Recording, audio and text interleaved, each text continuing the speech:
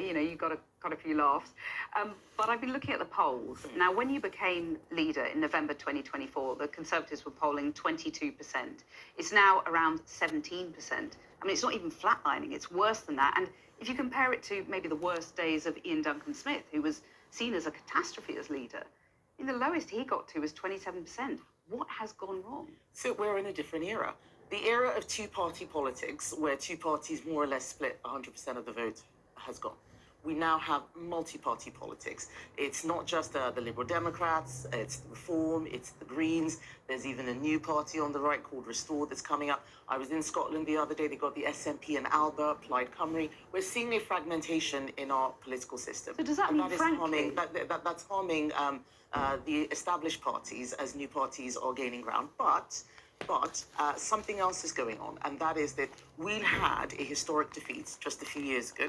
The government is also having a very bad time after a short period, virtually no honeymoon, and all of this is impacting. Yeah, but does it mean, frankly, that you are an irrelevance? So what I am is a new leader of a new Conservative party, and I'm not just changing the party, I'm also having more of an influence than any other party on the government. So many U-turns, social media, a U-turn, for example, family farms tax, a U-turn, winter fuel payment, a U-turn. We are the ones who are in Parliament day in, day out, stopping the government from doing things. They had this ridiculous pensions mandation. Many people wouldn't even have heard about it. We're doing the work. Right. If it wasn't for us, things would be even worse. Okay, so you're making an impact in terms of getting the government to change tax. Yes, but that has an impact on people's lives. Yeah, sure, Children are safer.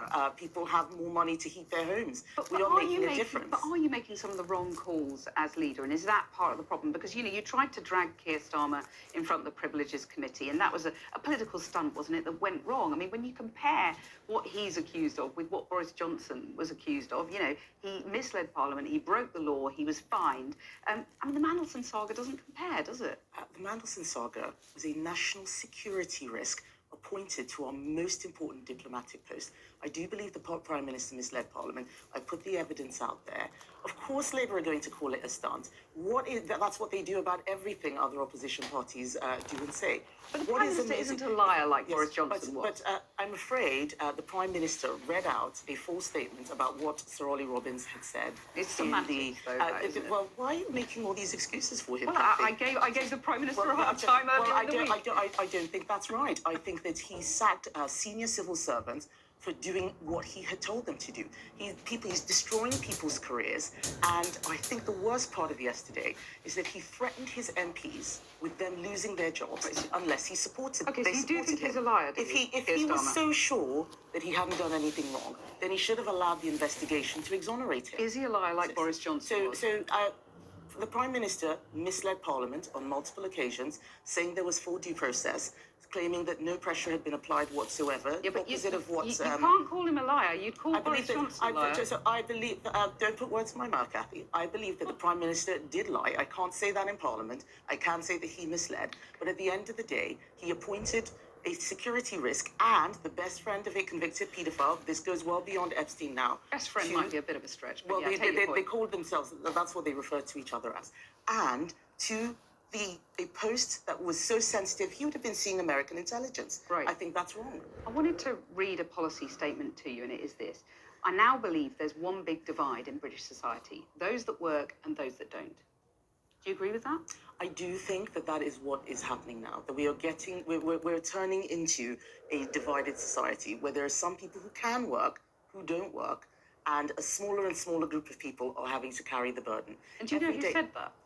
I don't know who said that. It's a simple statement. It doesn't matter who said it. I'm telling you what I think. No, but it matters to me who said it, because it was Nigel Farage.